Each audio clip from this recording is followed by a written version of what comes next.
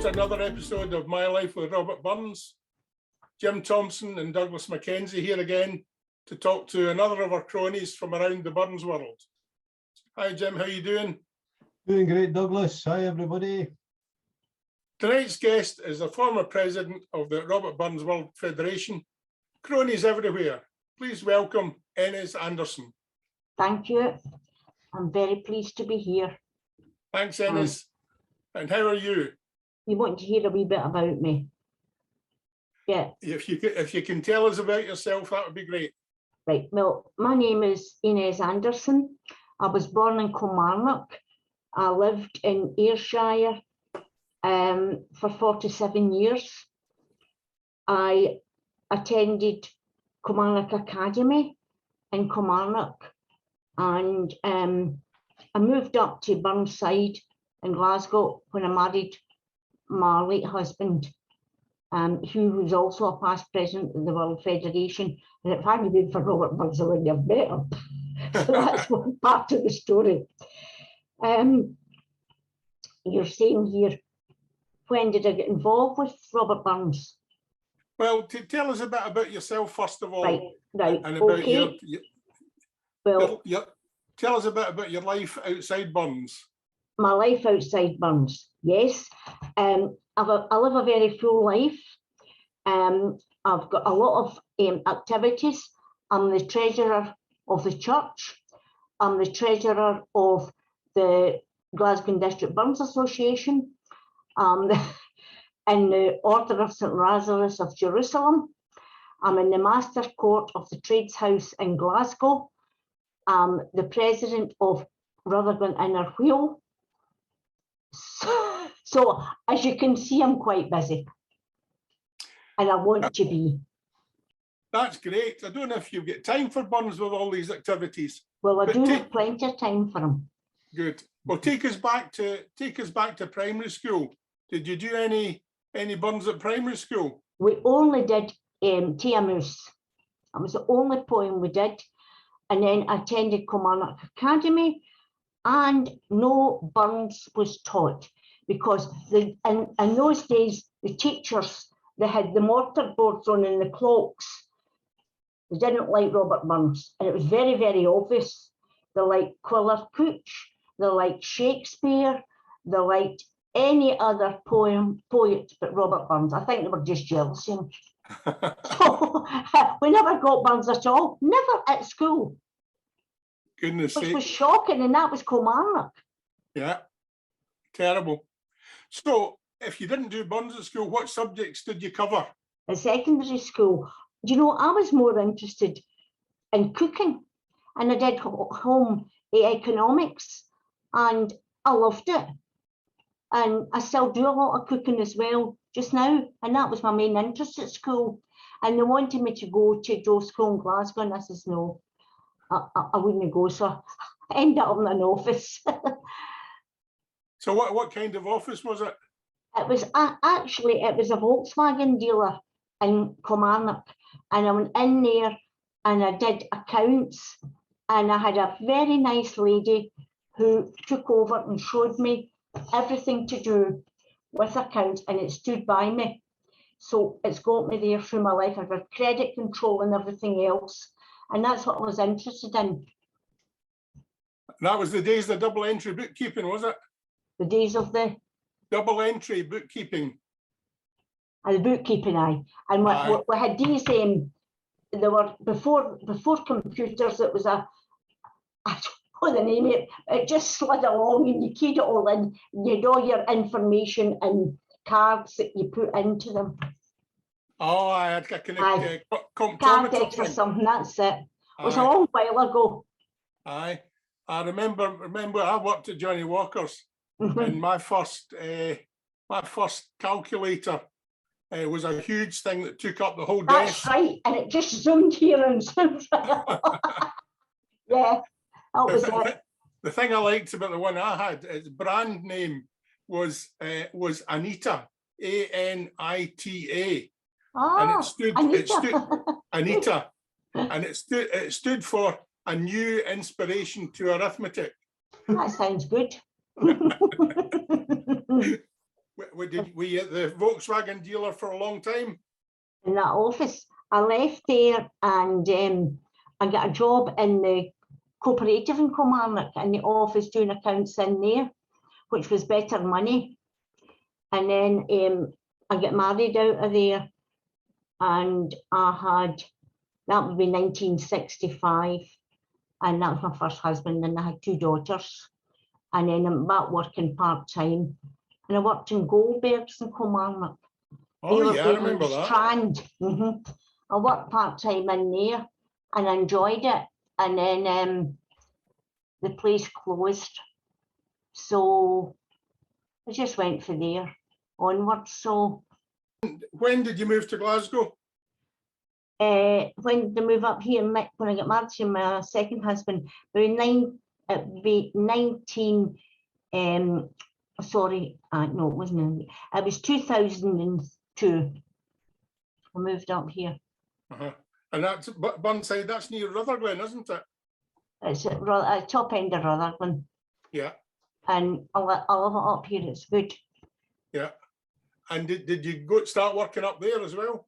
Yes, I continued my job because I was working in Paisley. I was in Kilmarnock, I had a job in Paisley, and I was doing office work, credit control and everything else. So I continued my job there. And then they moved the office to Stockport. So I got a job locally, and a great company I worked with, absolutely brilliant women. I worked here till I retired. I retired when I worked until I was 71. Oh, very good. They wanted me to stay on, but I says no. I think I've had enough. That's tremendous. And then just to keep you interested, you took on all these treasurer's jobs. I know. Ah, well, nobody else wants. So the willing horse is going to go there. So I don't mind.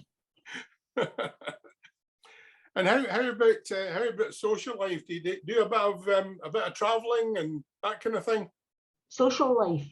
Well, I have friends that we go for lunches and everything with, and I have friends still in Kilmarnock. I go in and visit them, and then all my other interests are more like social lives.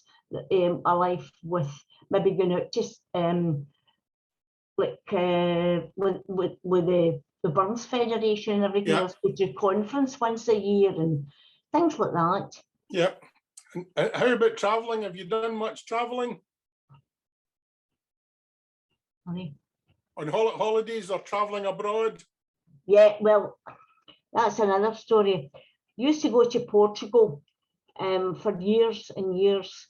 Went to Madeira, and then we started going to mainland Portugal, and we met a lot of friends there who the church, and I'm still in contact with them. Yeah, and I was supposed to go to Lisbon last month, but I had well, just a kind of health downfall, so I wasn't able to go. So I was gutted, but I've accepted it and saying it worked out. It wasn't to be, and that was it. Yeah, that's a shame. That's a shame. I know. So which countries have you been to over the years? Over the years? Well, I've been to England, Ireland, France. I've done a cruise, which was beautiful. It was the Greek islands in Ephesus, which was out of this world. And I have been to Spain, but I just really like Portugal the best, so we just always went there. Ah, very good, very good. All over Portugal, the top to the bottom. Yeah, brilliant, very good. Well, let's get you talking about Burns, because that's you've got a deep interest there, and I'll get Jim to start that conversation with you. Okay, thanks. Chris, lovely to see you again. Thank you, Jim. At least 2 months. Right. I mean, if you didn't get Burns at the school, how did you bump into Robert Burns? Right, I'll just give you the story. Well, as I say, I was married quite young, and I had my 2 girls, and my first husband played in a band, and he was out all weekends. So I like reading. So I used to get into the Dick Institute in Kilmarnock, you all know it, Jim. And I used to get some nice books to sit and read. And I picked up this book, and it was called Body Jean, James Bark. And I opened it up. I saw, oh my God, it says, started off, the buried Burns, Robert Burns in St Michael's Kirkyard. And that day, sun was falling. I says, close that. I says, that is depressing. I'm not going to read that. You know, that haunted me. And I went back and I got that book out and I read it right through. And my mother says, I've got one of the other books in the house. It's The Song in the Green Thorn Tree. So I said, I started that. So I read the whole books, the whole, I know a bit of Barclay poetic license or whatever they call it, but it just put me, I don't know, something I just clicked. And I went to my first Burns meeting in 1968, and that was a House Burns Club in Kilmarnock. And no ladies were allowed to join the club. But I ended up as secretary and treasurer, and then I ended up as the president. So I've got my past president's badge, and I'm very proud of it. And I joined Kilmarnock Burns Club, number nothing. I'm a past president of Kilmarnock Burns Club. I also went to the Cronies Burns Club, and it's defunct now. And it was a good wee club. You know, it was really nice company. And I also went to the Ayrshire Association as a representative from the house. So I became secretary treasurer of the Ayrshire Association, and then I became president. And that was me. I really enjoyed it. Then I was nominated for president of the Robert Burns World Federation. And I stood, and it was Jim Connor that stood before me, and I said, Jim will get in here, because what happened is the first conference abroad was in Canada. It was organised by Jim Connor. So he did quite a lot of work, and I said, that's good, at least he's getting the honour for doing it. So it was in Stirling, and I said, Jim went on as president then, and I stood the next year, and I get in the next year, and that was 1997. So I was 97 to 98. Sorry, no, I made a mistake here. It was 87 to 88. I was president of the World Federation. And in 2013, George was a past president. He went on in Dumfries, and that would be 1982. And he came off in the next year. And what happened was both of us became honorary, nominated as honorary presidents in 2013 in Glasgow, and it was a great honour. So I'm very, very proud to wear these badges. The past president, honorary president, about other clubs' badges as well. So I get a bit, if you can understand. Where did you, how did you meet George? Was it through Where the did I meet federation? George? How did you meet him? On the executive. That's where I met him. We're both in the executive, because he was representing the Glasgow, but I was a past president, and I was on there as well, representing with the Ayrshire Association of Burns Clubs at the time, and that's where I met him. And obviously that led to a marriage. Where and when was that? We got married, well, actually, right up at, it was actually the Riesling, the Glasgow District Riesling, and that would be 1988, because I was invited there as president, and he was there, and he took me for my lunch, and we just got on so well, because George's wife, she died from motor neuron disease, and he was left on his own, and we just got together a couple of years after that. So that was it. Yeah, I mean, I met you as an item at a federation conference, and the two of you seemed so well fitted for one another. That's right, that was in Irvine. That's right. That's when you went on as president. Yes. Yeah, it was a good night, that. Lovely. I was a good thing if you get your bed. Oh, Yeah. well. Aye, it's but I mean, you must have been to I don't know how many burn suppers now. Have you any favourites in mind? Burn suppers. Aye. Well, the very first burn supper I attended was the 21st Ayrshire Scout Group.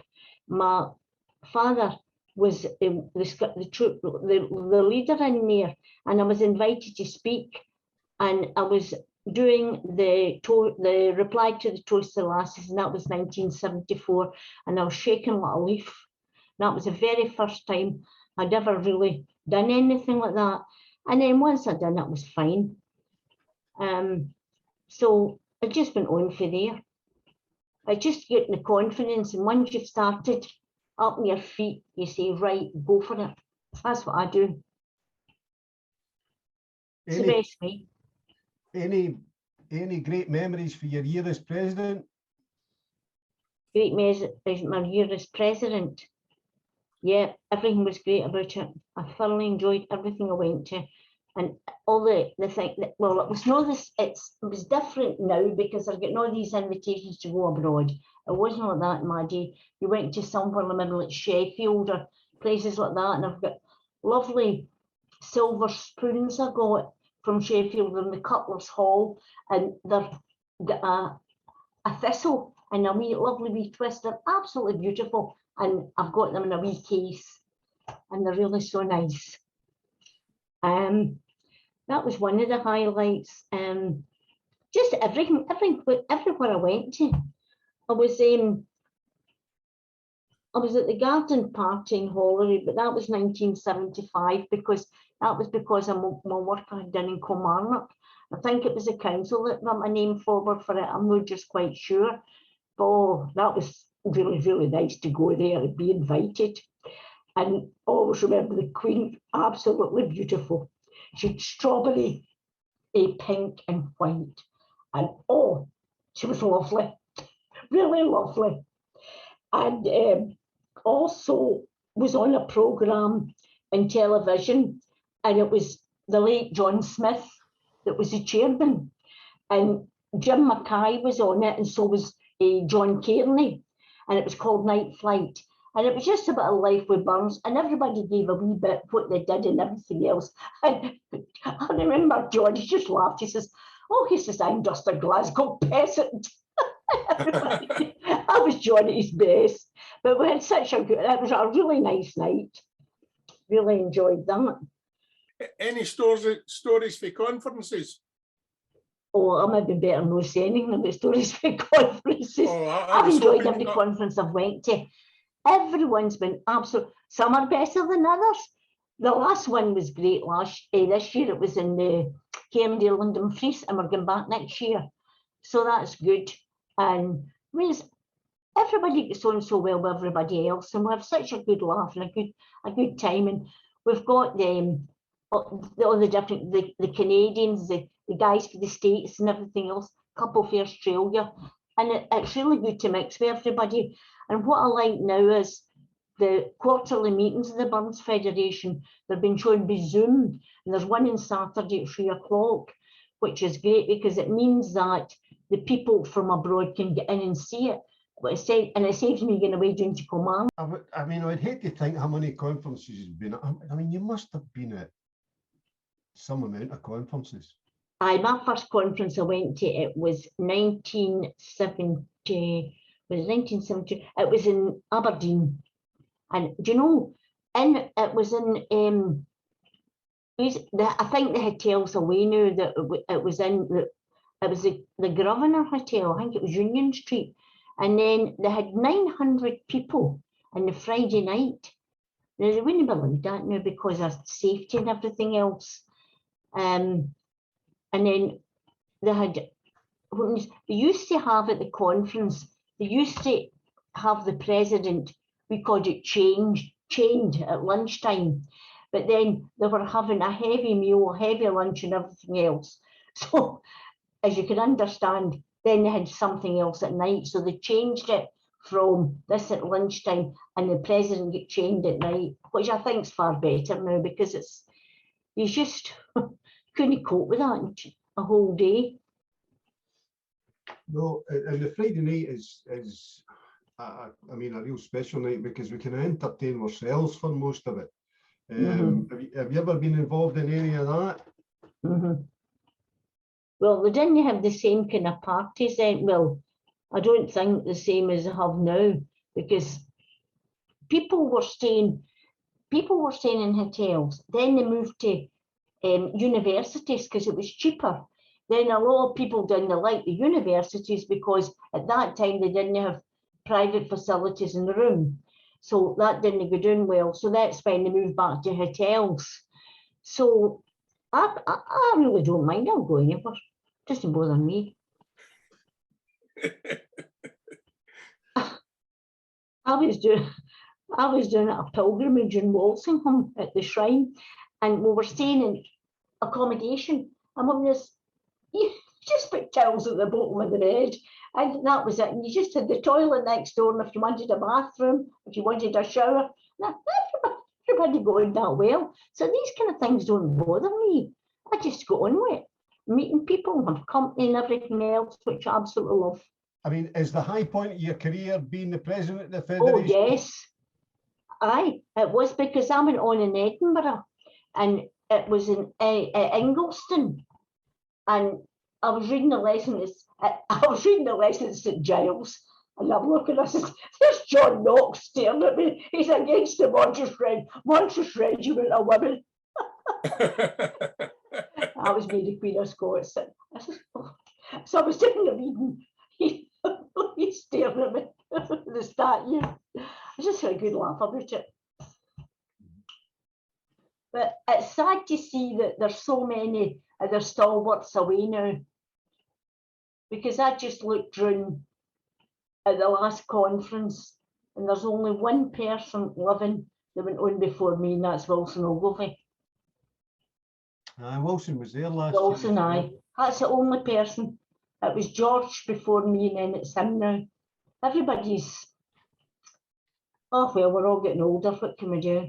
I keep saying to myself, Enez, that there'll be a good burn supper in heaven every year for the ones I know that are passed. But you must miss George, because I mean, a wonderful, wonderful man.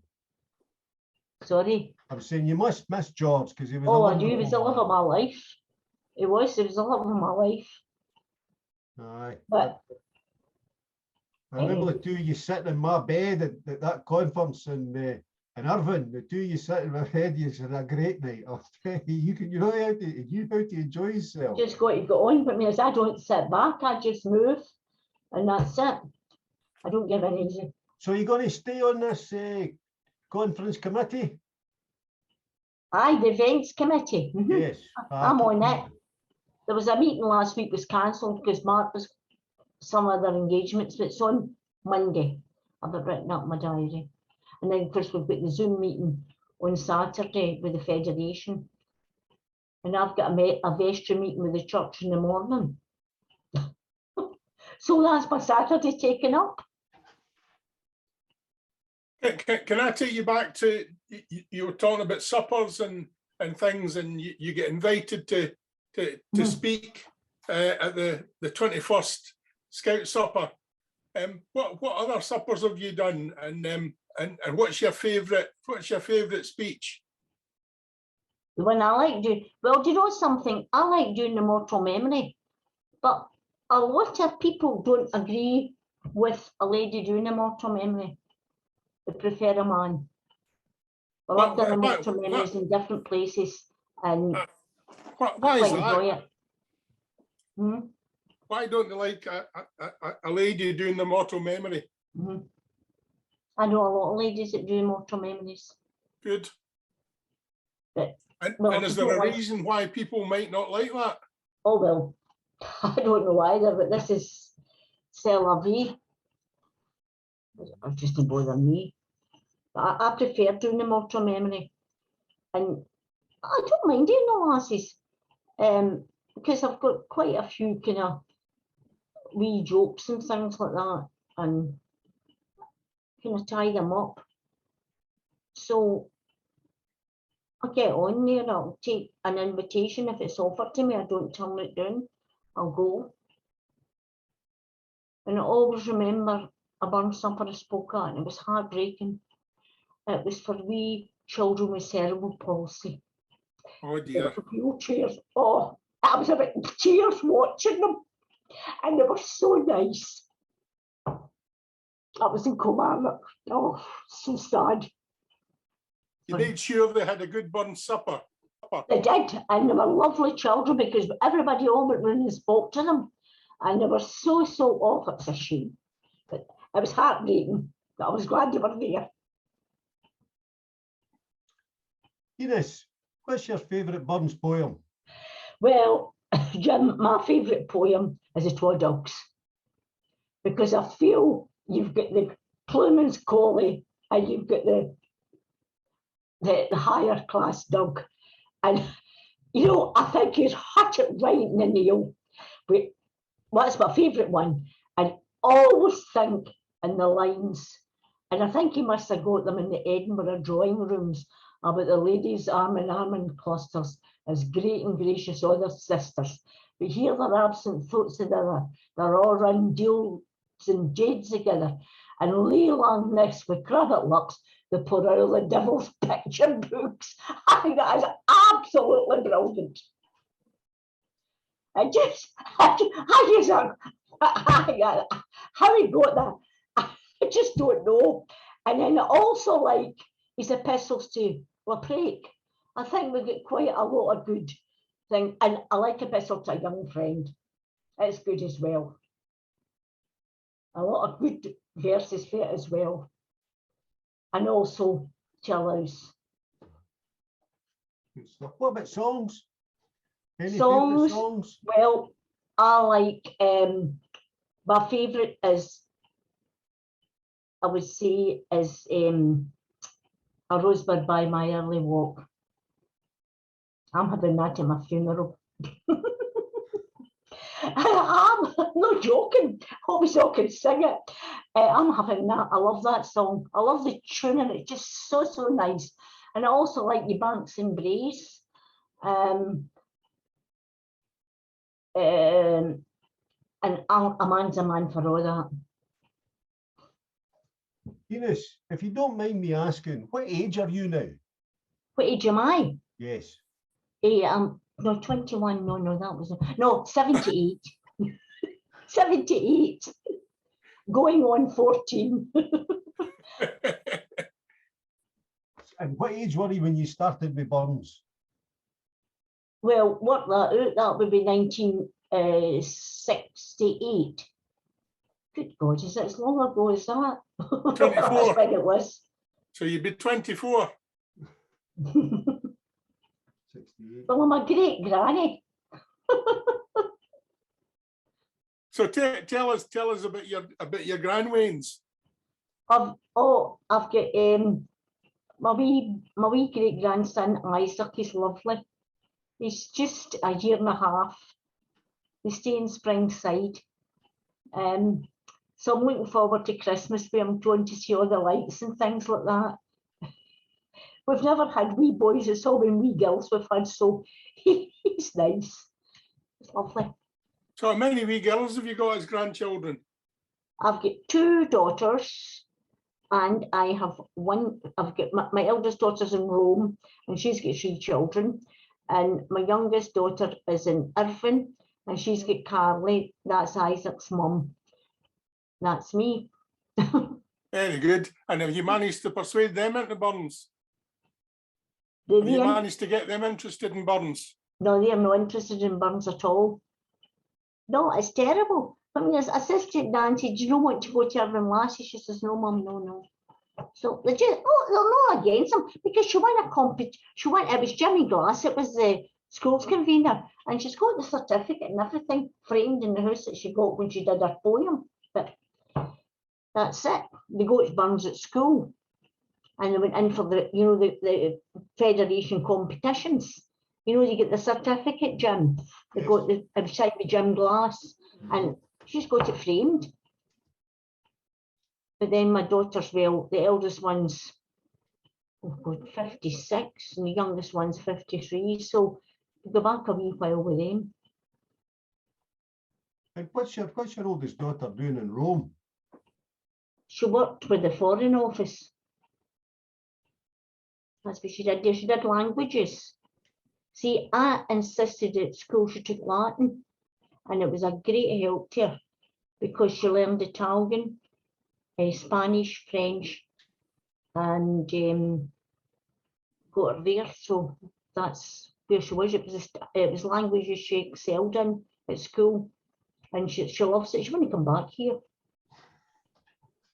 It's a little bit warmer there than it is here. I don't like the pavements here. You've got to watch your feet in case you trip. Dear. And you recited a wee bit for the twa dogs there. You fancy giving us a few lines from any of these other of your favourite poems? Religion may be blinded, but if she be a random thing, it may be listen-minded. But when in life we're tempest-driven, a conscience but a canker, a correspondence fixed with heaven is sure a noble anchor. I like that. Very good. It is. It's got a lot of great words. Enez, is there anybody in Burns's life, any character that or somebody he met or portrayed in poems? That's see it here. That's what I was going to say was Clarinda. Because, as I say, I think socially and intellectually they were brilliant, but I don't think she could have married him because she was off the Edinburgh, well, she was Edinburgh, the end stayed in Edinburgh, her husband had left her, but I can't see her out milking a cow or making cheese or making butter. She just wouldn't have been that type of person, but brain-wise and what they did, their letters they wrote are brilliant. Clorinda and Sylvander were really, really nice. I've got a whole book of them through there, and they're both very, very clever people. But I think that was it. No. I think Jean was the type of person that was a good wife to him. She really was, and she put up with a lot of them, which today they wouldn't have put up with. But she just did it, and that, of course, it's different. I think the life was different. Whereas I used to sit and say to George, we used to talk a lot about Burns, and I says, I do not understand his dalliance with Anna Park. He says, well, man is weak. That's his answer. Man is weak. And obviously, she had that baby. And Jean, she took that baby in. Said an awful lot for her. I'm just So, it's just a personal thing. It's just, life was different then because you had the royalty cavorting about here and there and everywhere. You know what I mean? So it was just the thing. I thought it was funny. I used to talk about the fireside climb a wife in Wayne's, but that was it. I mean, I'm just working out there. You've been involved with Burns for 54 years now. Right, 54 years of Burns, and you've been to all these conferences. You must have met a wheen of characters in the Burns movement. Any of them come to mind? Anybody you'd like to say a word about? Sam Gaw, he was a character. Well, that's one way to describe Sam. Well, that's it. And we had Jimmy Parnham, he was lovely. And just all different people right through the ages, no longer with us, sadly. And do you know one person I greatly admired was Jane Burgoyne. Jane Burgoyne was the first lady president of the Robert Burns Federation, and she was a lady, a real lady. And do you know why I admired her? She came down to Kilmarnock to speak one night at the Burns Club, and the next day she was going in for a major operation. And that lady came down and spoke to us. I've never forgot it. I thought that was admirable of her. She didn't want to let us down. And we didn't know she took us. Oh my goodness, Jane. Oh. So I thought she was a real person, a real character. She was a lovely, lovely lady. What about favourite speakers? Anybody you would, MD in particular, that you would really love to go and hear? Well, I've enjoyed all the speakers I've heard, because everybody's got their own thing. Do you know, it's funny you should say that, because I've enjoyed every burn supper I've went to, and I've enjoyed every speaker. Some are better than others, but yes, do you know, I always remember with Andy Stewart, and he was at West Sound, and do you remember Sam Hannah, Jim? Yes, I remember. Well, Sam got him to come to the house, and they didn't believe he was coming. And then the next thing, Laurie could tell you this, the story about this, Laurie Headley. The place was packed, and Andy came in, and he did all this, the rumour and everything else. And he was absolutely brilliant. He just came as a guest. He wasn't there getting paid for it or anything. No, he just loved it and loved the company. I've always remembered that quite a while ago. And that was when I was in the hunting lodge in Kilmarnock. Well, the House Club fell away for a while, and then it was revived. Were you any had you any involvement with the House Club after it came back to you know, back together in the early 2000s? Oh, the house. Aye. It was. I think this amalgamated with Kilmarnock now. No, they're still there. They're still. Oh, two separate clubs. All right. But the House Club started back up about 2000. Oh, that's good. Oh, that's good. It was Sam Hannah had kept paying the fees every year to keep the club alive. Oh, he was a character. I certainly was. Oh my God! What have you not done in your Burns career that you still want to do? Well, I'm quite happy just going on as I'm going. I enjoy everything I do. I've got a busy life, and I've met a lot of great friends. Up here, I'm now I'm vice president of Lark Hall Burns Club, and I'm past president of Glasgow District Burns Association, and and I'm past president of Sandyford Burns Club, and that's since I've come up to Glasgow. And it always says I'm never going to take another chain around my neck, but I did. Very good. So you must hold the record for having been president of more Burns clubs than anybody else. Well, I don't know. I just go in and do what I'm doing, and that's it. I haven't a clue. And another honour I've got there. I'm now the first lady member of Cumbernauld Burns Club, because it was very good. I don't know if George would be awful happy about that, but it's been proposed and I've accepted it. Excellent. Yes, I think so. Well, Jim, have we got any more questions to ask Enez? No, I think we've covered it quite widely and in depth and very enjoyably as well. Well, that just leaves me to say thank you very much, Enez, for spending time with us and telling us about your life with Robert Burns. Thank you very much. Thank you. Thank you. Thank you for inviting me.